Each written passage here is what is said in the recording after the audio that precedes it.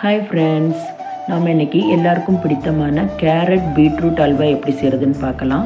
வாங்க வீடியோக்குள்ளே போகலாம். அதுக்கு இப்போது கேரட் ஒரு கப் எடுத்துக்கோங்க, பீட்ரூட் ஒரு கப் எடுத்துக்கோங்க. தேவையான ஏலக்காய் தூள், ஒரு ஸ்பூன் வெள்ளையல், உடைச்ச முந்திரி பாதாம் எடுத்துக்கோங்க.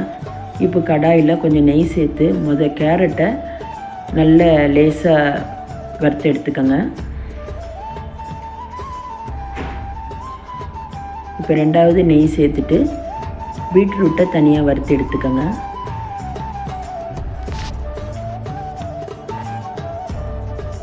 ரெண்டையும் சேர்த்து வதக்கணும்னா கலர் சேஞ்ச் ஆயிரும், அதனால் நம்ம தனித்தனியாக வறுத்து எடுத்து வச்சுருக்கோம். இப்போது ஒரு 2 ஸ்பூன் நெய் சேர்த்துக்கோங்க. அதில் பீட்ரூட் கேரட் ரெண்டையும் சேர்த்து நல்லா வதக்குங்க.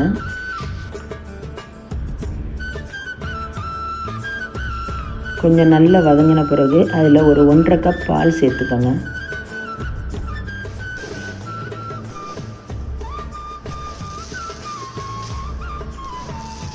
ஒரு 10 நிமிஷம் நல்லா வேகட்டும். நல்லா மூடி போட்டு வேக விட்டுங்க.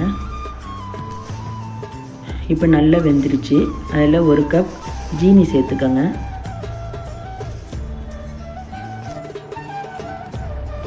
சேர்த்துட்டு நல்லா கிளறி விட்டுக்கிட்டே இருங்க. இடையில் 1 ஸ்பூன் நெய் சேர்த்துக்கோங்க. இப்போது தேவையான ஏலக்காய் தூளும் உடைச்ச முந்திரி பாதாமையும் சேர்த்து நல்லா கிளறி விட்டுக்கிட்டே இருங்க. இந்த பதம் வந்த உடனே ஒரு பிளேட்டில் நெய் சேர்த்துட்டு உடைச்ச முந்திரி பாதாம் சேர்த்துட்டு அதை பரப்பி ஆற விட்டுருங்க.